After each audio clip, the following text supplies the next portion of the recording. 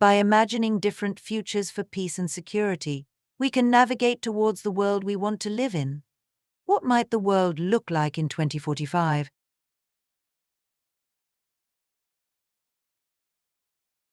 We are in the year 2045. The world is divided into two spheres of influence who compete for power, resources, and influence. In the past 2 decades, conflicts between states intensified, with the international community unable to offer viable pathways to peace. Grave humanitarian consequences and unabated human suffering followed. Conflicts, poor economic planning, and lack of financial safeguards precipitated the great economic crash of 2032. Recovery remains elusive and isolationism has increased.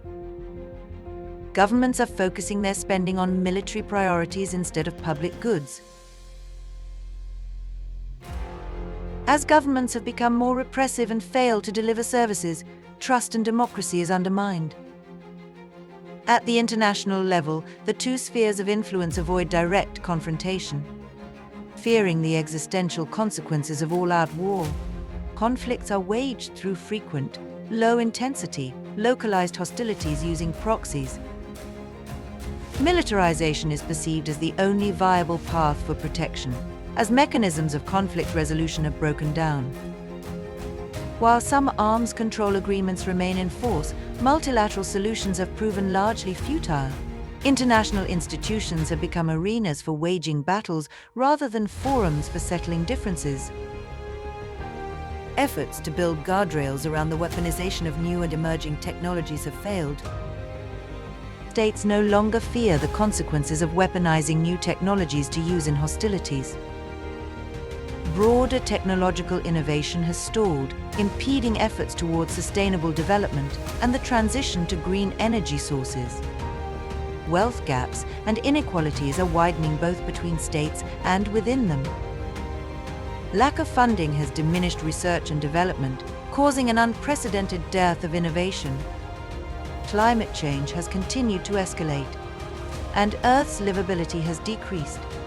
Conflict has impeded the transition to low-carbon energy.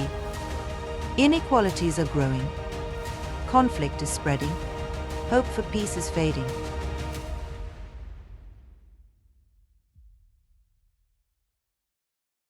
The year is 2045. The mid and late 2020s saw great economic and geopolitical turbulence. States focused on short-term gains instead of long-term solutions to challenges like climate change, inequality, and conflicts. States have lost credibility with citizens around the world.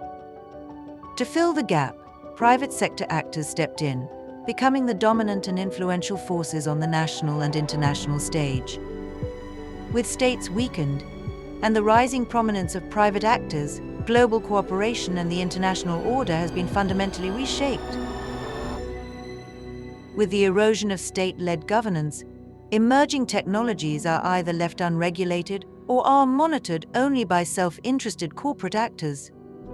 Private sector actors drive innovation and have outsized access to its benefits. While technology is leveraged for primarily private interests, it is used for public good when these interests align. Leading private actors originate from a handful of states. This heightens inequalities and tensions between haves and have-nots both within and between states. The world's transition to green energy sources has been fragmented. This has eroded efforts to devise equitable solutions to climate change, notably the Paris Agreement. While climate disasters continue to occur, they are usually contained and non-catastrophic. State-on-state conflicts are rare, but intrastate conflicts are frequent. Grey zone tactics fuel violent extremism and internal violence. In 2045, the power of states is diminished. Shifts in international relations cause turbulence that national and international systems are struggling to address.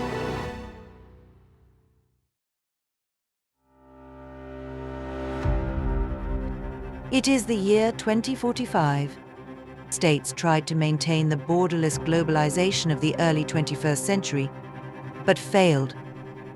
Moreover, diverging worldviews, power struggles, distrust and doubt in the competence and integrity of international organizations created insurmountable divisions between countries.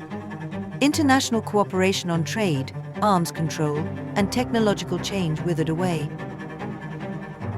The world is divided into multiple spheres of influence, each with its own set of laws, rules, principles, and institutions. These spheres of influence cooperate with one another when it suits their interests. When it doesn't, they are prepared for escalation. While multilateral frameworks governing the application of emerging technologies exists in theory, they are often ignored. Peaceful conflict resolution is still possible, though difficult, and violence sometimes prevails. For now, hostilities are mostly limited to low-intensity warfare such as cyber attacks and information warfare. Sustainable peace is difficult to achieve in this environment. States are now seeking to innovate and produce natively as much as possible while limiting imports. Benefits stemming from innovation and access to technology are unequally distributed amongst the spheres of influence. Some spheres of influence gain more from innovation than others, driving inequality between them. Within states, there is greater emphasis on the equitable distribution of wealth and economic opportunities. The Earth is still livable due to the push to innovate and produce locally. Due to lack of international cooperation, the effects of climate change continue to be felt, in some regions more than others. Internally, countries devise solutions to challenges in accordance with their own political, economic, and cultural systems, but fragmentation and isolationism breed risk. Military expenditures are high, and a sustainable, peaceful common future feels elusive. Let's now decide on the future we want. A peaceful, safe, and sustainable future for all. A future where we collaborate to address global challenges. Where we share the benefits of technological innovations. Where we address climate change. A future where we invest in people, not arms,